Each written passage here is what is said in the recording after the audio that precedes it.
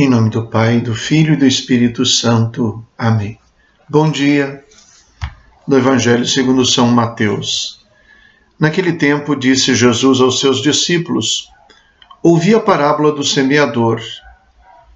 Todo aquele que ouve a palavra do reino e não a compreende, vem o maligno e rouba o que foi semeado em seu coração. Este é o que foi semeado à beira do caminho. A semente que caiu em terreno pedregoso é aquele que ouve a palavra e logo a recebe com alegria, mas ele não tem raiz em si mesmo, é de momento. Quando chega o sofrimento ou a perseguição por causa da palavra, ele desiste logo. A semente que caiu no meio dos espinhos é aquele que ouve a palavra, mas as preocupações do mundo e a ilusão da riqueza sufocam a palavra, e ele não dá fruto. A semente que caiu em terra boa é aquele que ouve a palavra e a compreende. Esse produz fruto. Um dá 100, outro 60 e outro 30. Palavra da salvação. Glória a vós, Senhor. Neste trecho, nós não ouvimos a parábola do semeador, mas ouvimos a explicação que Jesus dá sobre ela. Creio que todos se recordem da parábola. São 4 tipos de terrenos que receberam a semente: a beira do caminho, o terreno pedregoso, o meio dos espinhos e a terra boa. E então Jesus faz a explicação. A atualidade desta explicação que Jesus dá chega a nos surpreender. Num certo sentido, dá a impressão que ele está falando para pessoas do nosso tempo, para pessoas que começaram a frequentar a igreja agora, ou que encontraram um grupo, pessoas que estão começando a dar os primeiros passos. Então, olhando para essa explicação, que penso é muito clara em si mesma, mas apenas para recordar, vemos os 3 tipos de riscos que podemos cair em relação à palavra de Deus, em relação à participação numa comunidade eclesial, numa paróquia, por exemplo, ou num grupo eclesiástico. Então, a primeira delas se refere às pessoas que ouvem a palavra, mas não compreendem. Gostam até da palavra, mas pura e simplesmente giram em torno daquilo que acham que é bonito. Talvez o grupo que esteja dentro desta referência seja um grupo muito grande. Não temos muitas pessoas que se interessam em estudar ou meditar um pouco para compreender aquilo que ouvem. Então, o maligno rouba a semente. É interessante que, neste caso aqui, é muito importante a questão da interpretação da palavra, porque a palavra precisa ser compreendida no significado original da palavra de Deus, aquilo que realmente é a mensagem de Deus. Do contrário, eu posso, na mesma palavra, colocar outros significados. É por isso que tem gente que, em nome do cristianismo, defende coisas que Cristo jamais aceitaria. E se pensam bons cristãos apegados em alguma palavra que não compreenderam direito. Um segundo grupo é o daqueles que são muito entusiasmados. Talvez aqueles que ouvem a palavra ou que encontram, talvez, a comunidade eclesiástica num momento de euforia, de alegria. Ele diz, então, aquele que ouve a palavra e a recebe com alegria, mas não tem raiz em si mesmo. Quando vem o sofrimento e a perseguição por causa da palavra, desiste. Este é o risco de tantos que, no nosso tempo, pensam que a pertença à igreja, uma comunidade, uma paróquia, a um grupo, a um santuário, ou enfim, a um centro de peregrinação, apresenta tudo que faz parte da vida cristã. A alegria. Um pouco a gente vê o risco, a tentação de alguns de acharem que o encontro de oração ou o encontro da comunidade tem de ser necessariamente um encontro festivo, alegre e que faça a gente se sentir bem. Não necessariamente. Se fosse assim, a comunidade cristã jamais teria enfrentado a perseguição. Tanta gente morrendo, tanta gente se escondendo, uma palavra que alimenta a esperança, mas que não alimenta a alegria desse mundo.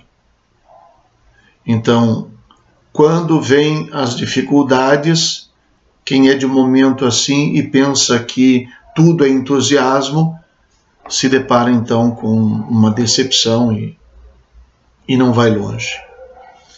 E o terceiro grupo é representado aqui por aqueles que ouvem a palavra de Deus, mas se deixam levar pelas preocupações do mundo e pela ilusão da riqueza. Então, as preocupações do mundo e a ilusão da riqueza sufocam a palavra. Preocupações todos temos, problemas todos temos, sonhos todos temos, mas estas coisas não podem sufocar a palavra. A palavra precisa estar acima destas coisas. E o último grupo é descrito por Jesus, que é o grupo do terreno bom, é descrito por Jesus como aqueles que ouvem a palavra e a compreendem. Então, para que a palavra possa verdadeiramente produzir frutos, é necessário que seja a palavra verdadeira, a palavra compreendida. O que é que Deus realmente nos diz? Daí, a gente dever sempre evitar estes impulsos que alguns têm de achar que a gente abre a Bíblia e aonde cair é o que a gente vai pôr em prática. Na verdade, a palavra de Deus, ela é uma mensagem que perpassa toda a Sagrada Escritura. E a Sagrada Escritura precisa ser compreendida. É por isso que na Igreja Católica nós temos o magistério, a tradição da Igreja. Nós não lemos apenas aquilo que está escrito. Sabemos que o que está escrito antes foi transmitido pela tradição oral. Depois alguém escreveu. Por isso, a tradição oral também nos importa. Também levamos em conta o magistério da Igreja. Quer dizer que existem algumas pessoas na Igreja que têm a autoridade de nos dar o sentido da palavra que a Igreja proclama. Porque a palavra de Deus nasceu dentro da Igreja e é dentro da Igreja que pode ser compreendida. A Igreja Católica tem algumas pessoas com autoridade para isso. Outras igrejas se baseiam mais numa inspiração pessoal momentânea, carecem de uma autoridade assim. A autoridade é esta que vem numa sucessão ininterrupta desde os apóstolos e que hoje é representada pelos bispos de modo especial, sendo o bispo de Roma o primeiro deles. Essa função é tão importante que ela impediria que tivéssemos interpretações totalmente errôneas. Por exemplo, se houvesse uma autoridade, um magistério dentro da religião islâmica, haveria alguém com autoridade para dizer quem defende terrorismo não segue a palavra de Deus, não segue a Escritura. Mas não existe essa autoridade que fala e que corrige em nome de toda a comunidade. Então, este é um serviço que na Igreja Católica nós temos, que é prestado desde os apóstolos pelos que são seus sucessores. E relatos que confirmam que isso já acontecia no tempo dos apóstolos, encontramos na própria Escritura, no Novo Testamento, no livro dos Atos dos Apóstolos. Quantas vezes foi necessário que as autoridades da igreja, representada pelos apóstolos, dessem o verdadeiro teor da palavra de Deus e chegassem a dizer: isso é assim, isto aqui é obrigatório, isto é palavra de Deus, isto é palavra humana. Nós temos exemplo disso em São Paulo, na primeira carta aos Coríntios. Nós temos um momento em que ele distingue: olha, isso diz o Senhor, não eu. Isto digo eu, não o Senhor. E assim, então, contamos com esta ajuda, com este auxílio autorizado da igreja para nos ajudar a compreender a palavra. É muito importante, senão ela não dá os frutos que Deus pretende que ela dê em nós. Rezemos. Ó Deus, sede generoso para com os vossos filhos e filhas e multiplicai em nós os dons da vossa graça, para que, repletos de fé, esperança e caridade, guardemos fielmente os vossos mandamentos.